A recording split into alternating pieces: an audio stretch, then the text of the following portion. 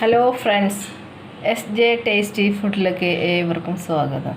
ഇന്ന് ഞാനിവിടെ ഉണ്ടാക്കാൻ പോകുന്നത് ഒരു കുടൽ കറിയാണ്. അതിന് വേണ്ട സാധനങ്ങളാണ് പറയുന്നത്.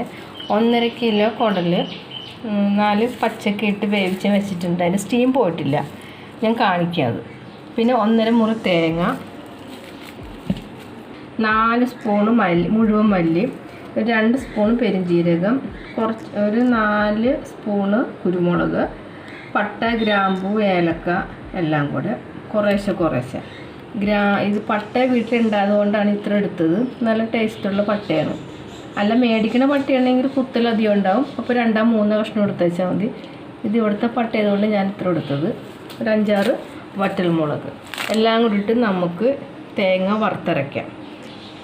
പിന്നെ അത് താളിക്കാൻ വേണ്ടത് ഒരു 3 സവാള, 4 കതിര് വേപ്പില, 1 കഷ്ണം ഇഞ്ചി, ഒരു 10 പച്ചമുളക്, വെളുത്തുള്ളി. ഇത്ര സാധനം വേണം. മുഴുവൻ വെളുത്തുള്ളി 2 എണ്ണം, ചെറുതാണ് എൻ്റെ കയ്യിലുണ്ടത്, അത് ഞാൻ ഇട്ടത്.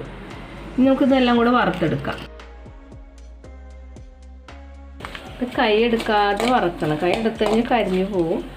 ഇതിൻ്റെ വെള്ളം പറ്റി കഴിഞ്ഞിട്ട് നമുക്ക് എണ്ണ ഒഴിക്കാം. വെളിച്ചെണ്ണ ഒഴിച്ചിട്ട് നമ്മൾ വറുത്തെടുക്കാം. അതേപോലെ വറുത്തെടുക്കണം.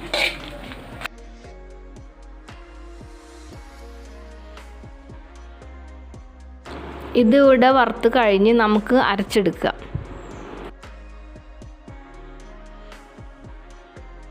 പാൻ ചൂടായതിന് ശേഷം എണ്ണ ഒഴിക്കുക. 3 സവാള, ഇഞ്ചി, വേപ്പില ഇടണം.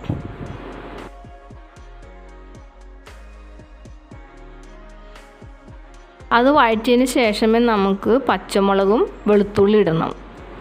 എല്ലാം കൂടെ ഒന്ന് ശരിക്കും വഴറ്റിയെടുക്കുക. പച്ചമുളകും വെളുത്തുള്ളി ഇടുക. ഇനി എല്ലാം കൂടെ ഒന്ന് മിക്സ് ചെയ്ത് ശരിക്കും വഴറ്റിയെടുക്കുക.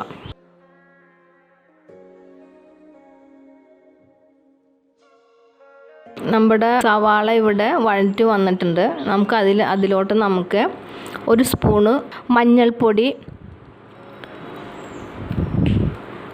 2 സ്പൂണ് മല്ലിപ്പൊടി, 1 സ്പൂണ് മുളക് പൊടി ഇട്ട് വഴറ്റണം.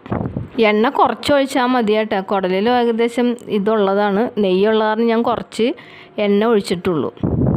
ഞാൻ അരപ്പിലോട്ട് നമുക്ക് വേവിച്ച് വെച്ചിരിക്കുന്ന കുടലും കായയും കൂടെ നമുക്കിടാം. തിളച്ച് വന്നതിന് ശേഷം നമുക്ക് തയ്യാറാക്കി വെച്ചിരിക്കുന്ന നമ്മൾ വറുത്തരച്ച അരപ്പിടാം. ശരിക്കും തിളച്ചതിന് ശേഷം അടുപ്പ് ഓഫ് ചെയ്യും.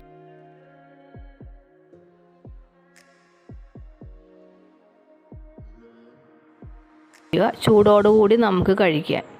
ബ്രെഡ്, അപ്പം എന്തിനു വേണം കൂടി കഴിക്കാം.